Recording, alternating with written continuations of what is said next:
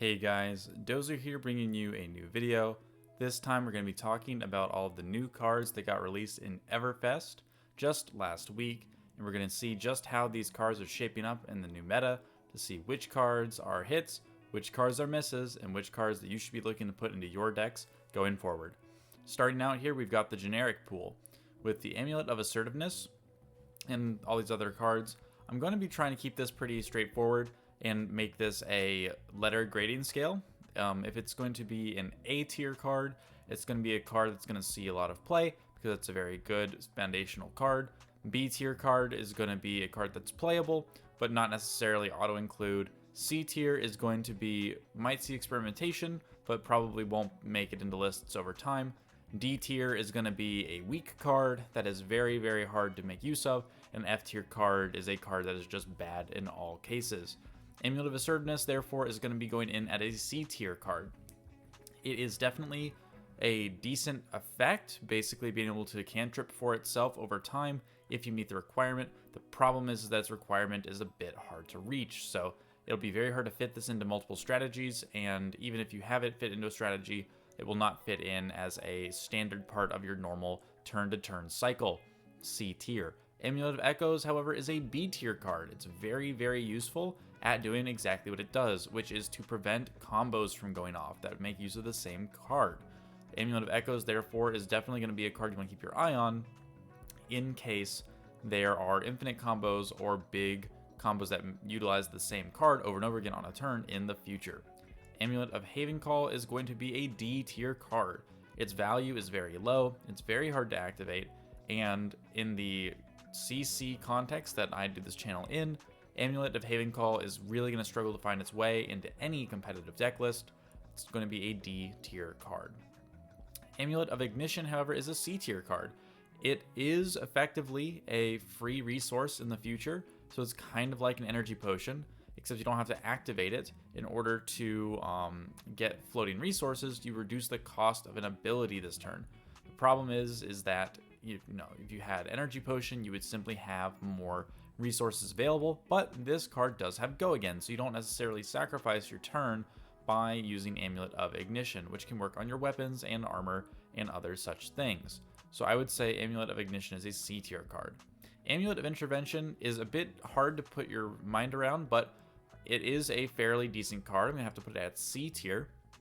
Effectively, if you would take lethal damage from a source, so for instance, if you are being attacked by a source that has lethal damage, let's say they're attacking you for 11 with a crippling crush, and you have 10 life.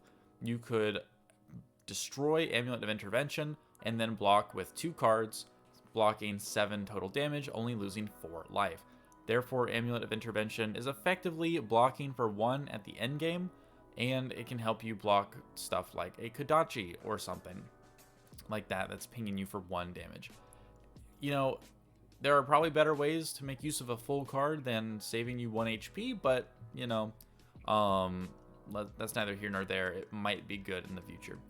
Amulet of Oblation, however, is very situational, and it's going to be a D tier card. It's effectively a worse remembrance. While there are some cards and some decks that would like to be able to put their attack actions at the bottom of their deck, being able to set this up by activating its condition of having a card go to the graveyard that turn is very difficult when you're on the attack, and I just can't really see Amulet of Oblation finding its way into competitive lists anytime soon. Then we have Arcane Lantern, which is a rare piece of equipment for the offhand slot. Arcane Lantern is going to be very good at being able to provide arcane barrier to classes that have the space to fit that into their offhand slot, namely Guardian, which instead of running the shield, they can run Arcane Lantern in order to help fight against Kano. Arcanite Skullcap, it's an old card, obviously it's good. It blocks, it's just a reprint.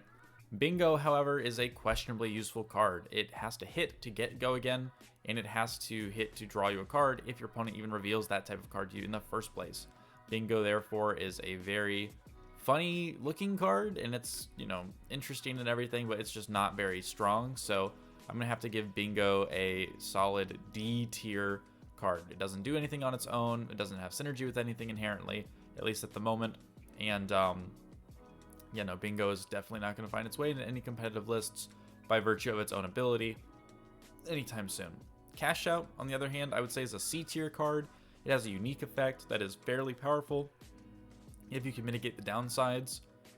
Namely, if you are playing as Prism or in Illusions in general, you can break your auras, which are weapons during your action phase, in order to generate silver tokens to pay for things like cash in later. Cash Out, therefore, is very useful and can help you get a lot of money in a deck that wants to do that.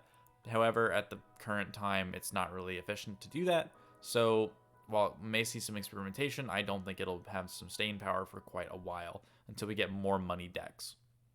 Clarity Potion is effectively a copy of Talismanic Lens that you put into play on your turn. That's fine. If your character would run Talismanic Lens, you might want to run this card, such as Kano, but if you don't, then this card is effectively useless to you. So I would say Clarity Potion is probably a D tier card because it does very little, and only certain heroes will even be able to make use of it. Even bigger than that, on the other hand, is definitely a C tier to B tier card. It is a useful card for Ninja because they can trigger this off of Kodachis and then look for a combo piece in the top and give it go again. However, if the ninja is popping off, has hit a couple times, has gotten the mask trigger, even bigger than that, will struggle to get value if that's what you draw or have left in your hand off of your mask trigger. So even bigger than that can clog up your hands compared to just having an attack that you'd want to play in the first place. So I think even bigger than that is a C tier card because of that lack of synergy, though it does have some synergy with Ninja, and you can probably find success with it in your Ninja lists.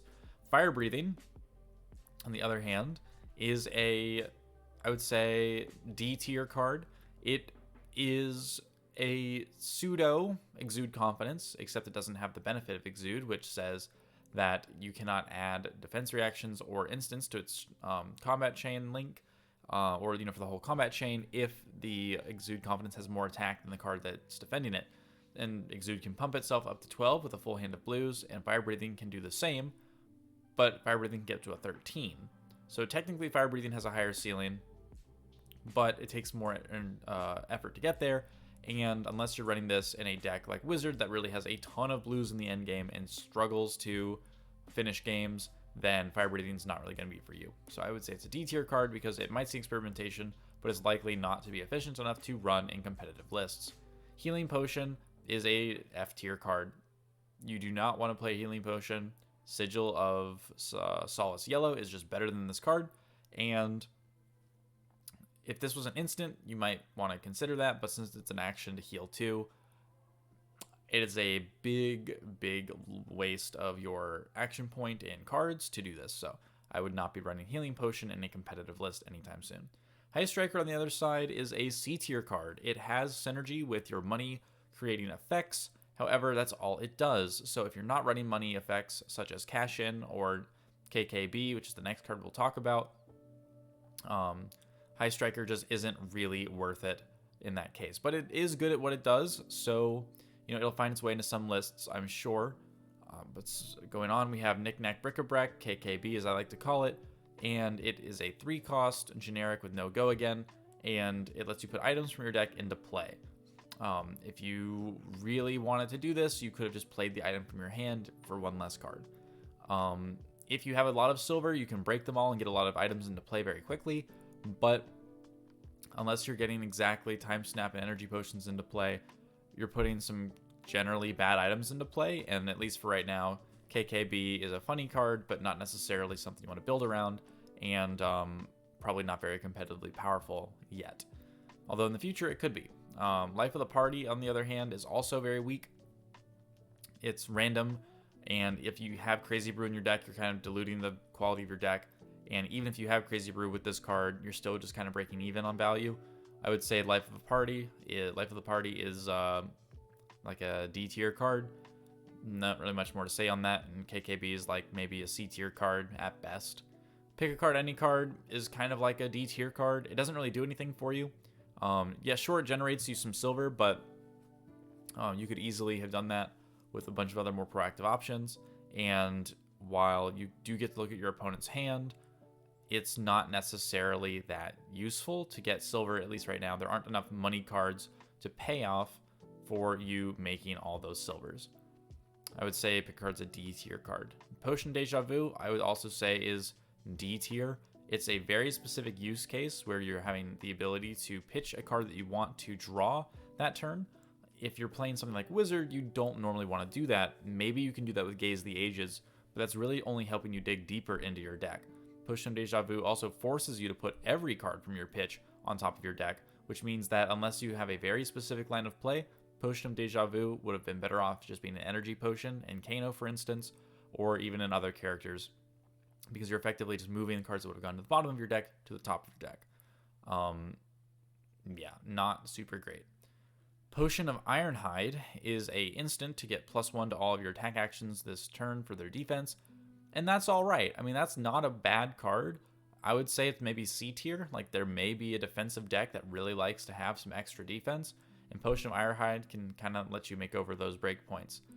But that said, I don't think it's going to see its way into any competitive lists anytime soon because of its lack of go again and lack of impact. If it gave +2 to everything, then yeah, it would probably be run, but it's not, so I wouldn't really worry about it. Potion of Luck is also a very interesting card, but it's also just very low impact.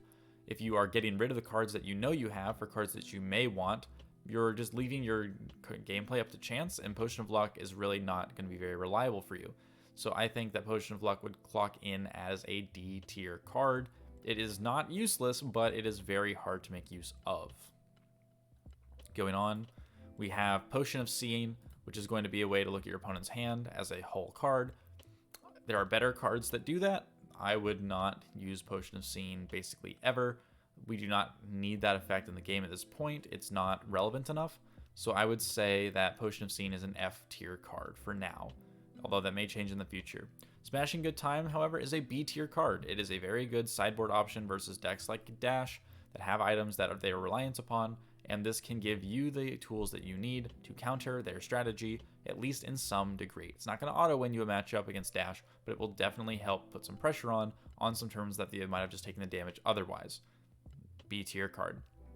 Talisman of Balance is going to be down there at D tier.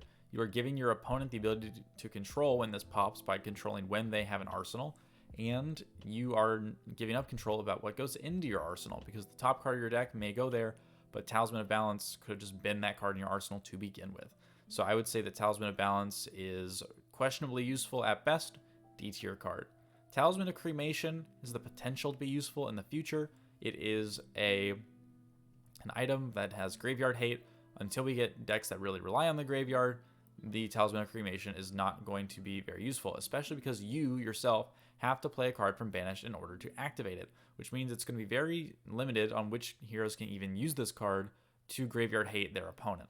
This is going to be mainly restricted to shadow-based heroes and some heroes such as Dorinthia, Katsu, and other heroes like that. D tier card. Talisman of Featherfoot, F tier. This card is awful. It gives you barely any value at all. Even if you started the game with this in play, it's not really good. It has a lot of conditions. It has very little upside. And I just don't know why this card was printed the way it is. Talisman of Recompense, on the other hand, is great. It's a very good card. It lets you turn a red in your hand into a blue, effectively. And it has go again, so you don't even have to lose your action economy in order to get it out there to save it up for a later turn. I think Talisman of Recompense is very good. I think that anybody would enjoy using this card in a situation where they would have wanted to have Energy Potion to help make breakpoints. But if it's a red heavy deck, right? Kano, Brute, or even Ranger would really love this card to be able to get some more pitch flexibility out of their deck. That's an A tier card. Definitely going to see some play in some lists over time. Talisman of Tithes is a B tier card in my opinion. The fact that you can just drop it and force your opponent to have fewer cards to draw when they're trying to do stuff during your turn is very interesting. Also, fun fact, you can combo this with Phantasmaclasm, and you can play this and then play Phantasmaclasm, and then your opponent does not get to draw their card back. So you effectively force them to lose a card, which is kind of funny. And also, it is a way to counter Sink Below and similar type effects where, if they have to put a card into their deck and draw, they wouldn't get to draw one. You would destroy this instead. And that's pretty funny. That at least makes it B tier by its ability to mess with your opponents with good cards. Talisman of Warfare is probably a B tier card. Dash would really like to use this to threaten pistol, and it can basically turn her pistol shots into Command and Conquers, which is pretty good. I think that would definitely be interesting for Dash to run, or similar characters that have small amounts of damage that want to control the game. Then we have this round's On Me, which is a interesting anti-aggro card, which reduces the attack of everything by your opponents that they're attacking you with by 1, and it gives them a card for their trouble, and gives you a card as well. So effectively, you would read this card as generate 2 free resources and give your opponent a card and -1 on all their next attacks next turn. You still have a 4-card hand, or I guess you would have a 3-card hand still and 2 resources, right? So yeah, you trade a card in your hand for 2 resources, and your opponent gets a card and loses, 3 to 4 damage on their next turn on average, depending on the deck that you're using against. And it's a blue that blocks 3 with Go Again. So there could be a world where there's an aggro deck that really just wants to go super wide, like maybe Katsu's a problem, and then this card would be very good versus Katsu because of the Kodachis, right? So, yeah, that's the generic pool. Let's move on to the other classes and just try and go at a good clip here. There's fewer cards for the other classes, so let's just try and bust through it. Bad Beats. The red is sort of playable. You have a 50% chance to get 5 attack. That's not a good expected value. You would want to be getting at least 3 value on average from playing a 0-cost card, because that would be on par with things like Nimblism, etc. Bad Beats, therefore, is under the curve of value, and if it gave you even like 7 attack at 50% of the time, it would probably be worth considering, but it's not. So I would say Bad Beats is a D tier card. It's very weak, and it does not do any more for Brute than it already had, especially because it doesn't work on the Brute weapons. It only works on attack action cards. Bad Beats is just unreliable at best. Sure, you can have it combo with Skull Crushers, but like, you're stacking percentages on percentages, and you're not really getting enough payoff even when it hits. Bare Fangs is similar.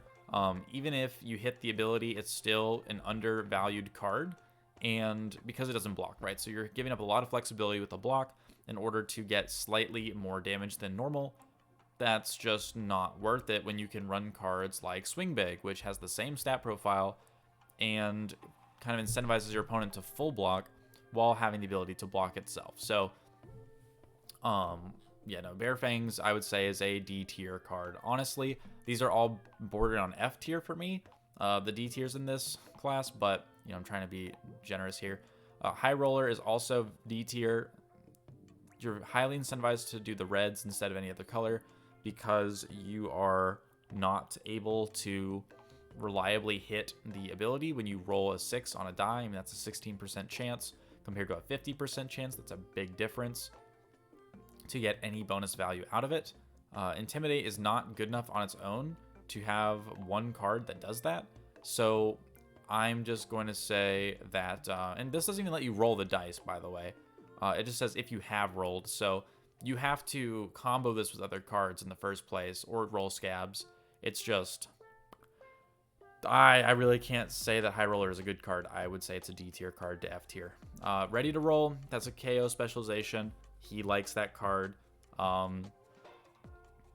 That's a fine card.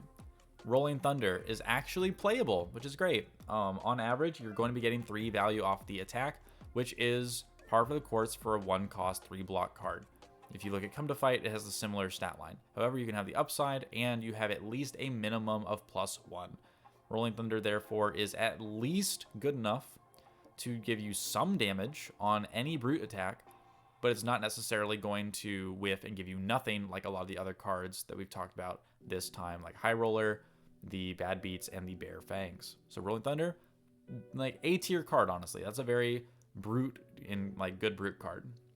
Skull Crushers, I'll give it a B tier. It's playable. It blocks for something. It's better than Iron Rot. Big hurdle to get over there. And if you have the 33% chance to roll roll well on a die this turn, you get +1 on Brute attacks. So ideally, if you're doing scabs with that, you get +2 damage that turn. That's okay. I mean, if you can do that multiple times, you get good value out of this compared to a lot of other equipments in that slot. But you're giving up Gamblers, and Gamblers is a big reason that Brute can use Scabs at all in tense late game situations where they need to try and get those action points. Swing Big is a good card, A tier card. It's very good. 2 for 8, blocks 3. Doesn't matter what the other text is. It's efficient, and if your opponent gives a Quaking token, big deal. If they were supposed to have Go Again, they probably already had it, so they're wasting it. And if they weren't supposed to have Go Again, they probably can't take advantage of it. So Swing Big, very good card. A tier. Wild Ride, on the other hand, D tier. It's undervalued for what it does. Even if you hit the Go Again, it's still not that good.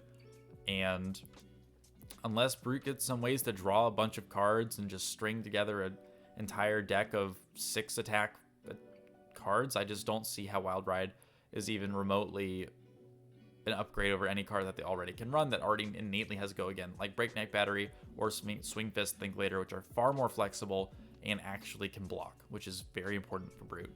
So I'm going to have to give the entire Brute class in Everfest a solid D. They didn't really get much this set, and what they did get is pretty good, but it's not really going to change what they were already doing. Moving on, we would go to Guardian next. So Bravo, star of the show, A tier, very strong hero. His ability is very strong. His card pool is extremely deep. Be on the lookout for him. He'll be a meta threat. Earthlore Bounty, A tier. It's got Temper too. That's already good. It can block for 3 HP during the game. That's already worth a lot. If you ever look at Skullcap, it's effectively the same thing. However, if you draw cards during your turn, you get Seismic Surge tokens. So if you combine this with things like your Tome of Harvests or your Blessings of Deliverance, you're getting extra cost reduction on all of your abilities and attacks. So Earthlore Bounty is very, very strong. A tier. Grandeur of Alahai, B tier. It is okay.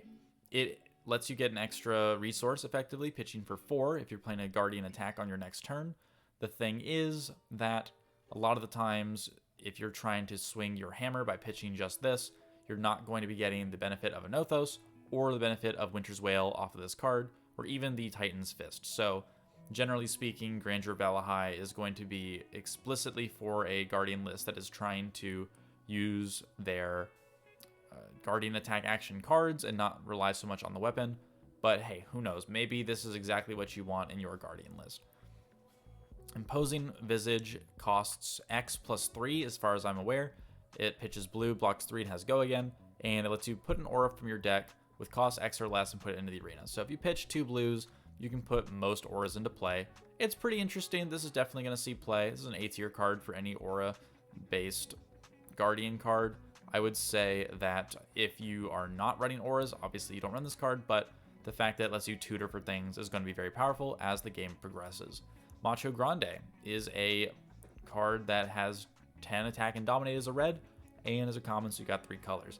It's an A tier card. That's an awesome card. You could probably throw the reds and the blues into most decks and be happy with that. Going forward, we've got Nerves of Steel. Nerves of Steel is interesting. It allows you to get some more block out of your Battle Worn and Temper pieces of armor. However, you could do a similar thing with Forged for War, and you can use that with armor that doesn't get Battle Worn counters at all. So Nerves of Steel could be interesting, but the fact that it only lets you remove counters from chest equipment means that it doesn't even have synergy with the Stalagmite that we're going to see in a second here. And if your opponent buffs things, it can destroy the equipments that you're blocking with. So I think that it's not better than Forged for War. Pulverize is a very good card. So yeah, Nerves of Steel, probably like C tier. Pulverize, A tier. It's a big attack that demands a full block effectively, and you can even prepay for it to help get it into play. That card is nuts. A tier. Seismic Stir is really questionable. I don't really see it fitting into Guardian lists anytime soon. The red creating 3 seismics is cool and all, but you're effectively generating 1 extra resource than you were paying at the front end to prepay for something. So yeah, sure, you can create 4 seismics by using Tectonic into Seismic Stir, but you also could have, if you're trying to set up for big play next turn, probably just played a buff aura that makes your big attack next turn even bigger, and then you're not really worrying so much about affording it. For instance, if I was playing Seismic Stir into heaving a Pulverize with the Tectonic activation, I'm creating, 7 Seismic Surge tokens? let's say you're in Magic Christmas Land and you have the Grandeur of Valahai as well, so you have 8 Seismics on your next turn. You still have to pay 2 resources for your Pulverize. I mean, that's not great. So I would say Seismic Stir is a D tier card. I don't see it synergizing very well with Guardian, especially because the blue is so low impact. D tier. Stalagmite, I'm going to have to go with a C tier card. I can see how it's useful in a tempo-based Elemental Guardian build. The problem is that it only blocks for 2 and then 1. And sure, that might be what you want as maybe a Oldheim that's trying to be a bit more aggressive and some aggressive heroes because you give them those frostbites. But most of the time, Oldheim doesn't have a problem dealing with aggressive matchups because he can just play the fatigue strat by using Crown of Seeds and his Rampart to be able to efficiently block every turn while de-reacting and all those things. So I don't see Stalagmite really coming into play, especially because you can't remove the Battle Worn counters with the card we just looked at, the Nerves of Steel. So I think Stalagmite's not necessarily going to be replacing Rampart anytime soon, although it does look very pretty and it is very cool. I would not expect it to outright replace Rampart anytime soon. Steadfast, however, is a very good card. It blocks any source of damage, and it costs 3 to play. So you spend 2 cards from your hand to effectively block 6 of any type of damage. That could be physical, it could be arcane, it could be damage that's not allowed to be blocked with defense reactions, and Steadfast is definitely going to give Guardian a lot of potential to block important effects, especially because it's an instant that's effectively just stronger than any D-React as far as its flexibility. Right, this works against Command and Conquer, this works against a lot of things. Very, very good card. Thunderquake is simply a big attack that you can prepay with Heave, and I would say that Steadfast is A tier, and Thunderquake is probably going to be a C tier card. Normally, Guardian likes to have on hit effects. A lot of Guardian's attacks are already big enough. You don't really need to have a effectively vanilla that you can prepay for. I mean, sure, you can take 2 cards on your turn to then spend 1 card on the next turn to attack, but, you know, you could have just also just as easily blocked with 2 cards, pitched a card to swing Hammer, drop this in the arsenal. Next turn, you simply block with 2 cards and then pay 2 cards to swing Thunderquake, and you probably would have done the exact same amount of value in the first place. So I don't see Thunderquake as being much better than C tier. And then Valda is a Blitz hero. I'm not going to talk about Blitz. I don't know anything about Blitz, so moving on. Guardians got A tier on average of stuff. All their stuff's really good, except for a couple misses, but the misses aren't even bad. They're just not good enough as all the other amazing Guardian cards. Illusionist, I already did a video on the Illusionist cards, but I'm going to quickly go through this, and you can check out the video for more in-depth explanation in the future. Effectively, Coalescence Mirage is A tier. It's perfectly efficient and is very good at doing what Prism wants to do by threatening to get your blue auras into play for free. A tier card. Crown of Reflection, B tier. It's good enough. It has Arcane Barrier. It gives you some benefit in most matchups. It's not going to replace a lot of other equipments, but it is a nice option to have. B tier. Fractal Replication, A tier card. This card is nuts. It requires you to build around it, but when you do, it is an amazing payoff for running the non-light Illusionist cards. So Fractal Replication, A tier. Haze Bending, C tier card. It is good enough to run as a Spectra that can replace itself if destroyed. Problem is that in aggro matchups, they'll just ignore it, which means it'll give you 0 value. And in matchups where they just want to whack-a-mole all of your auras, it will give you some value, but doesn't really have impact the moment it's played. So you're going to get very little value out of the card. Definitely going to call that one C tier, although it is good enough to see play. Mirage Metamorph, A tier card. This card is absolutely amazing. It lets you copy your auras if it's destroyed. It also comes in for 7 as a 1-cost aura, which means with Luminaris you can give it go again, and if they pop it, you can still carry on with your turn with the copy of the auras that you just played. Mirage Metamorph is amazing. A tier, A+, honestly. Passing Mirage, on the other hand, is very, very good. It allows you to effectively generate a copy of Dreamweavers every turn that you're forced to use, and it also has Spectra. So this card is an A tier card. It's amazing in very specific matchups like Brute and Guardian, and if you get this down with other auras, you can effectively attack with impunity and then ping for some more free damage. It's very, very good. Phantasmal Haze, on the other hand, is a D tier card. It is overcosted, has not enough value for it to be worth what it does, and it only makes 1 Spectral Shield on destruction. So if your opponent can pop this, you spent a lot of resources to effectively do nothing, and that just feels really bad. Pierce Reality, however, is amazing. It's an A tier card. Phantasmal Haze, yeah, like D tier. Pierce Reality, A tier, because it is the least offensive aura. It's the least threatening one, and it's also one of the best ones generically to have in any build. It's always the last target that someone should remove because the other ones are normally more high value.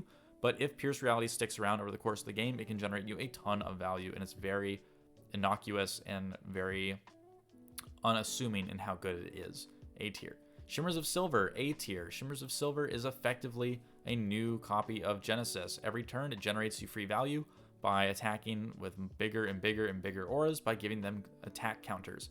Glisten was something we used in the past to do that before, and now you can do that for free every turn with Shimmers. Slowly, sure, but it is a very scary card and will effectively draw your opponent's attention directly towards it to stop you from getting snowballing value over time.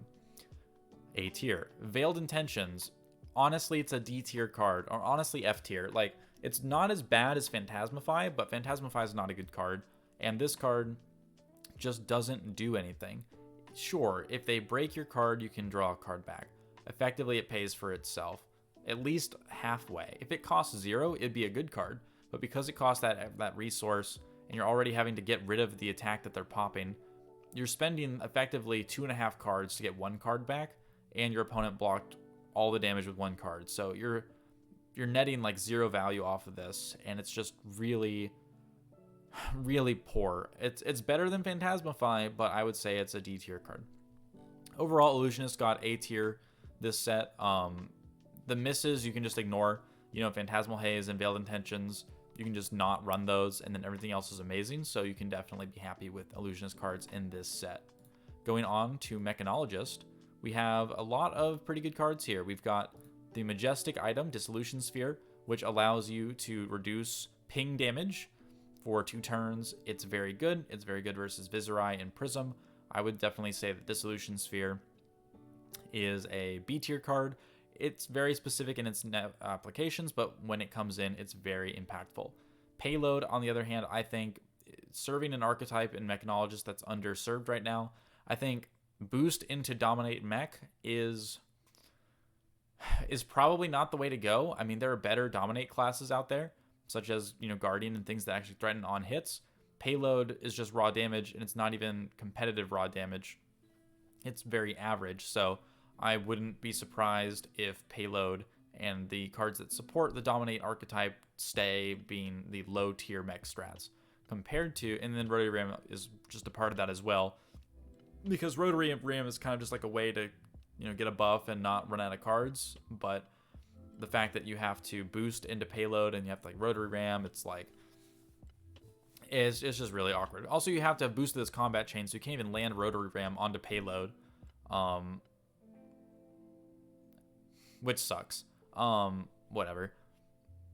Signal Jammer, on the other hand, is amazing. This card is super good versus Kano and Visage and any deck that's going to be using multiple non-attacks in the future. Signal Jammer is really, really strong. It's definitely a A-tier card. T-Bone, another A-tier card. It's a 0 cost go again, and we all know that those are balanced. And it allows you to pull your opponent's equipment off the combat chain. And if you stack up multiple T-Bones or T-Bone, T-Bone, T-Bone into Magnetic Shockwave, you can just wipe someone's Spring Tunic. You can wipe somebody's Bloodsheath Skeleton, a whole bunch of things. It's very, very good. Teklo Pounder, not big on.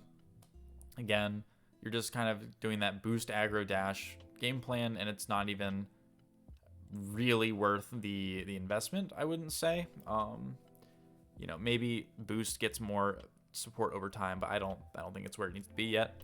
And then Zoom In is very similar, where you're trying to run this aggro card with non-premium stats, and sure, you'll have a hard time missing the next couple boosts you do, but I don't think Zoom In is particularly useful compared to just, you know, your other attack actions that also attack for, you know, 2 cost in Mech.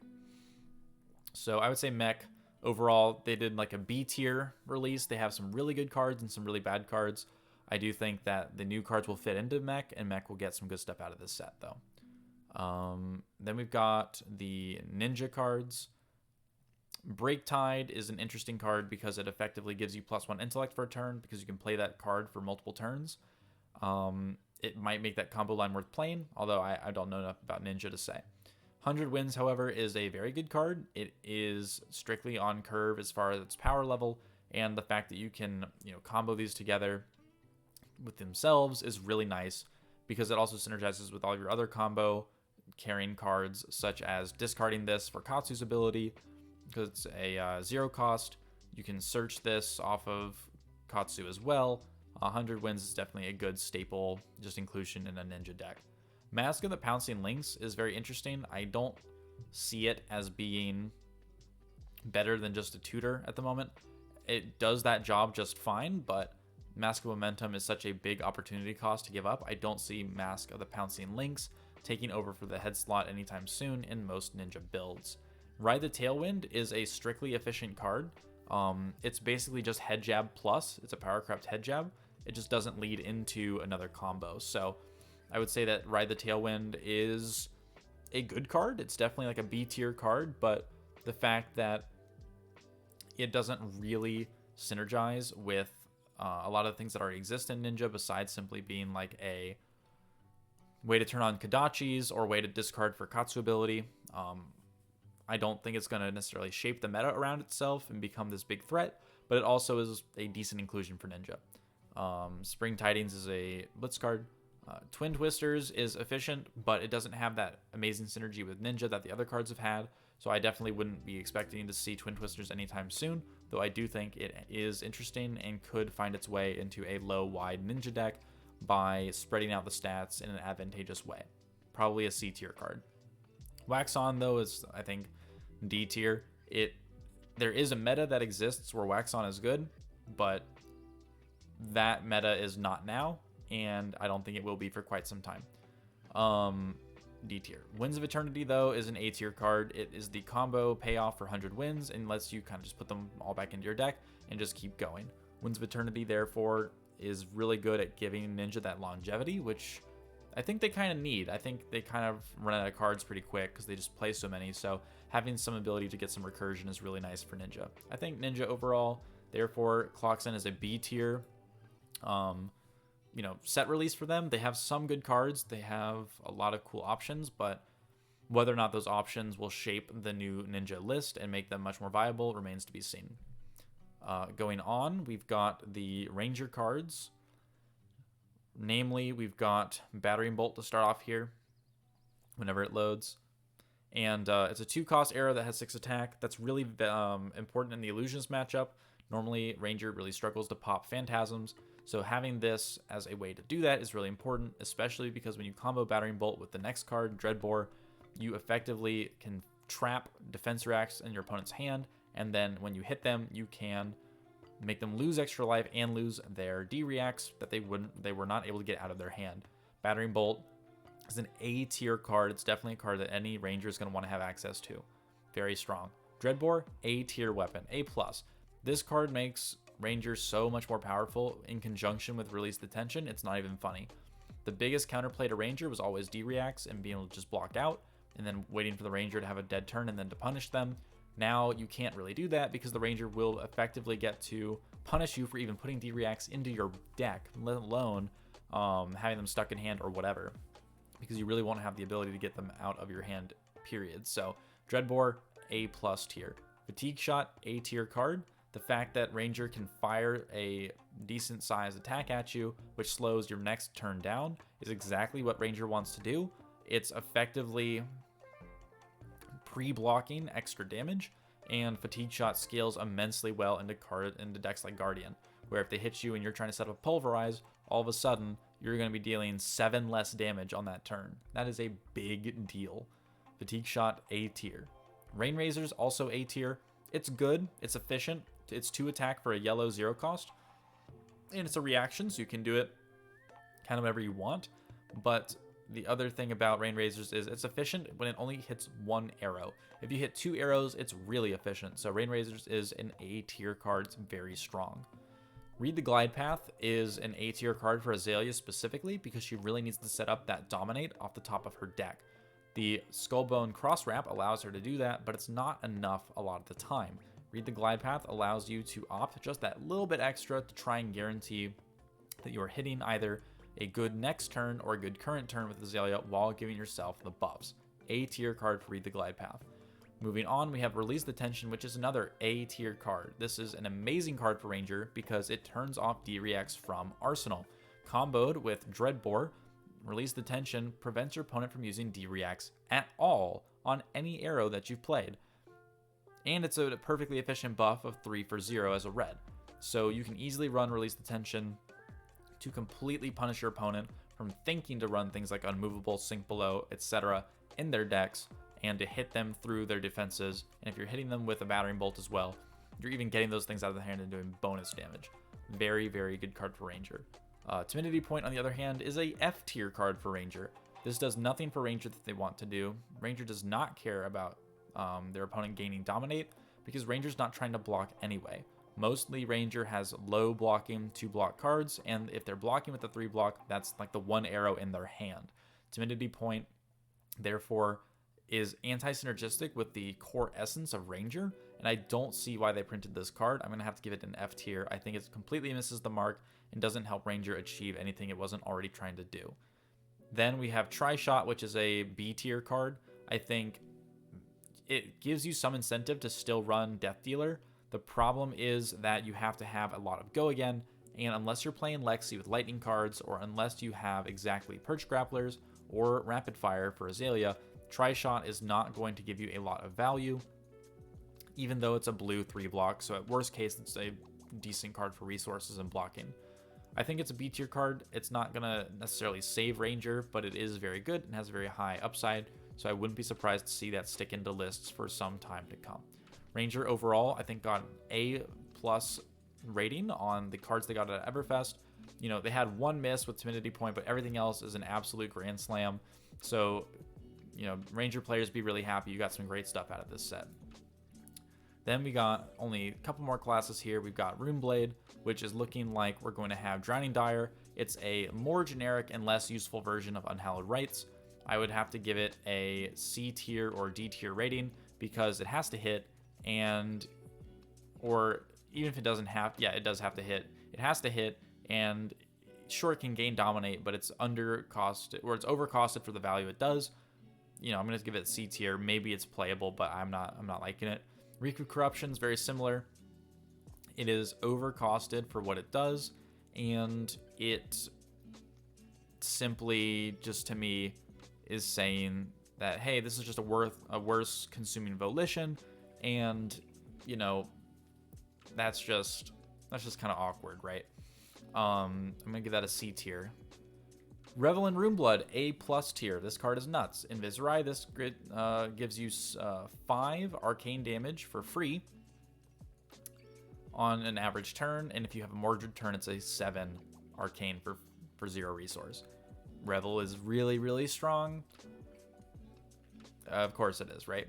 A+. Runeblood Incantation, I think, is a C tier card. Some people are big on it. I'm personally not. I think you can do better things with a resource and a card than to get 1 Rune Chant every turn for a couple turns. 1 Rune Chant is kind of like 1 Frostbite. It doesn't really change a lot compared to having, you know, 2 or 3 Rune Chants, which help you pay for things for free, etc. So, not super big on Runeblood Incantation. However, it does synergize with these new cards. So, if you're running the new ones, you probably want to run Runeblood Incantation, C tier card. Runic Reclamation, on the other hand, is really, really strong. It is a very anti-Prism card because it's a 7 attack card that destroys auras if it hits. And by the way, you get to just choose the aura that you get to destroy. So it could destroy Genesis if you wanted to, while also dealing damage. It's very, very good. A+ tier. Congrats, Runeblade. You got even more tools. Awesome. Shrill of Skullform is a decent card if you have your ability to make tokens and your rune chants every turn. Shrill of Skullform can come in for 7 damage as a red 2, which is slightly above curve, and that could be interesting. It's not great though. It doesn't really do much. It's not really enough of a payoff to be worth running over other cards, I don't think. So I would not be surprised if Shrill of Skullform remained a C tier or below card. Swarming Gloomveil, on the other hand, is an A+ tier card. It has 3 effects and is effectively always a 0 for 3 go again. If not, it is a 0 for 4 go again. If not, it's a 0 for 4 go again. If it hits, your opponent cannot block Arcane for the rest of the turn. Swarming Gloomveil is very powerful because, we didn't have enough 0 for 4 go agains in the game, so, that's all well and good. And then Vexing Quillhand is a interesting card. It is a way to generate rune chants on demand at the expense of losing the block from your grasp of the Arknight. Arcane Barrier 1 is useful for Runeblade, but they already had a bunch of ways to get that pretty reliably, and Grasp is a really amazing piece of armor, so I don't see Vexing Quillhand outright replacing Grasp in many builds, but it will give Runeblade some sideboarding space to help versus other magic dealing classes, and will be able to help the Runeblades generate a bit more tempo and have some bit bigger hand sizes by not having to sink 2 resources into making 1 rune chant on their turns.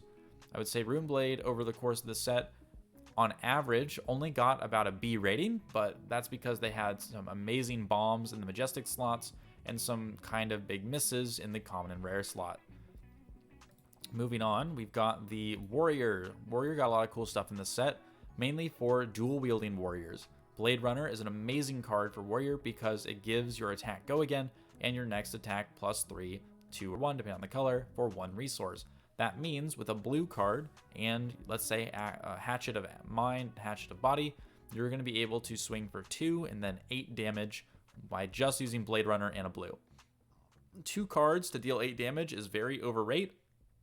Is very strong, will definitely help to push Warrior into a more competitive DPS type of position compared to where it was. At the same time, we have Helm of Sharp Eye, which lets you pay a resource and destroy it to banish the top card of your deck, and you can play this combat chain, and you can only do this if you've done all these things. It's very tricky to use. I don't think it's better than Skullcap, personally. I think that at least for right now, it's really clunky, and I'm not big on the card. I would say it's like a C tier card. Blade Runner is A tier though, A+. In the Swing is at least a B tier card. I think the red is playable, but a lot of the times you're gonna be able to get more value off of other attack reactions. I mean, even specifically, Stroke of Foresight's probably better for getting to have that ability to look at the top card of your deck and try and set up your go again on the next turn with more of your Blade Runners, more of your, hit and runs and things like that. So I think In the Swing is like a B tier card. It's efficient, but it doesn't necessarily do more for you than you already want it to do. And I wouldn't be surprised if In the Swing was relegated to just being a 0 for 3 buff. Oath of Steel is I would say, C tier card. It's very good in Lumina Bolton because you can actually make use of it multiple times a turn. If you can't do that, it's not very high value. I would say that Oath of Steel, therefore, is good when you are trying to do your 2-handed weapon attacks and trying to swing multiple times, but you really have to make sure that you're building around it, and at least right now, I don't think it has enough support to be better than a lot of other options. I'm going to give it a C tier for now. In the future, it can probably be a lot better. Outland Skirmish, I think right now, is a strict upgrade over Sharpened Steel for one-handed weapon builds. It is very good as a 0 for 3, perfectly efficient, and if you get to hit this turn, you get to make a copper token. That's never bad, and I do think that Outland Skirmish can slot into a deck alongside Sharpened Steel for one-handed weapon build to give you a bit more density on your payoff cards rather than having some random reds that you don't really want to run. Outland Skirmish, A tier. Shatter, F tier card. I really wanted to like this card. I thought it was going to be good, but the problem is you need a 2-handed weapon. The 2-handed weapon needs to deal physical damage, and your opponent needs to be blocking with a piece of armor for it to even break the armor piece. So I think Shatter is very underwhelming. I think that unless we get an axe in a future set that is 2-handed, that allows a warrior to get extra attack when a piece of armor is blocking, it's really hard to break relevant armor, and your opponent, again, just doesn't have to block the armor, period. And then, what are you actually going to do with that? So I think that, at least for right now, Shatter is undersupported and is currently not usable. But in the future, if we get specifically a two-handed axe that, gets some benefit from blocking armor or attacking armor, then you might see it come into the meta. Slice and Dice is a plus card. It is a 0 for 4 damage card, and that's really good. It's really good. Like, Slice and Dice is really good. I would definitely say it's an A tier card, and Warrior really likes this. So overall, I would say Warrior got an A on the cards released this set. They had a couple misses with Helm of Sharp Eye and Shatter in the Majestic slot, funny enough, but their rares and their commons are all really good, and you're definitely going to be excited to be running Warrior one-handed builds going forward thanks to these cards. And then finally, we have Wizard. Wizard, Aether Wildfire, Majestic. It's effectively a turbo large Aether Flare. The fact that it buffs everything for the rest of the turn is really strong, and this is definitely going to be an A+ card for Kano going forward. Emeritus Scolding, however, is probably a C tier to D tier card. It might come in as a blue that allows you to get some benefit if you banish it off the top compared to Blue Voltic. However, Emeritus Scolding is not very good on the front end, and I wouldn't be surprised to see it not make it into lists past being a blue. Kraken's Aether Vein is an interesting card, but until it has an ability that lets it get buffed to deal more than one arcane, it's not threatening enough, and it doesn't really do enough to be worth running over Crucible of the Aether Weave. Beyond that, we have Pry. Pry is interesting in the sense that it lets you mess with your opponent's hand. The problem is that it doesn't do anything else. And sure, the blue is a way to try and, pitch stuff for Kano ability, and it blocks and whatever. You can play it for free and look at their whole hand and mess up with it or whatever. But Pry is a very low impact card, and while the artwork on it's amazing, in gameplay it doesn't seem to be worth super much, at least in the current iterations of Kano that have been built, where they're trying to do damage every turn and can't really play very slowly. I'm gonna have to give Pry a D tier rating at the moment. And Kraken's Aether Vein probably, D tier as well at the moment. Pyroglyphic Protection is very funny. It's like an anti-wizard card, and it's very good against Viserai. The blue is. You can just outright negate Rune Chance, which is really funny.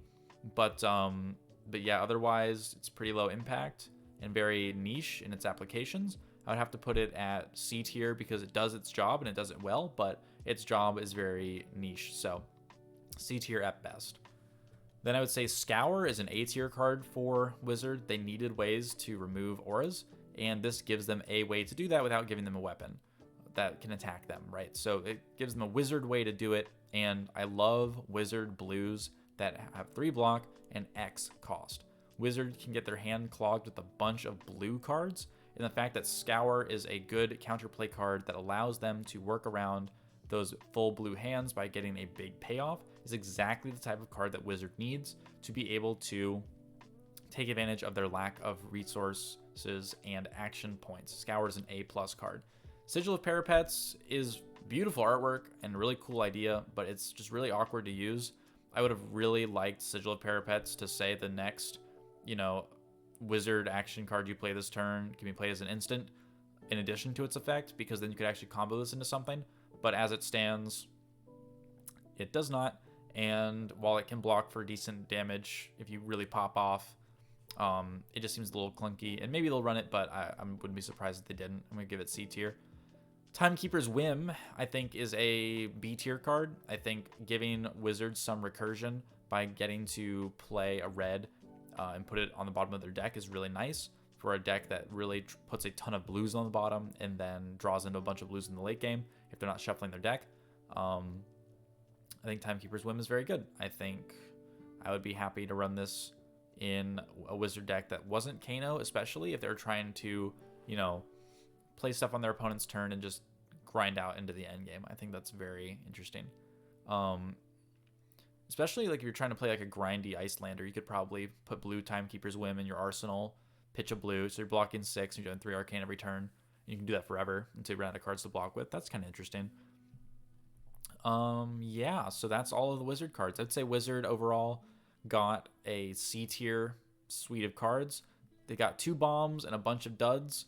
I think that Wizard is definitely looking for some different options in the future, because right now their game plan didn't really change, and until they have a new hero with a new ability, I doubt that they will find use for a lot of these cards. So, however, that would be every card in the set. Thank you so much for watching.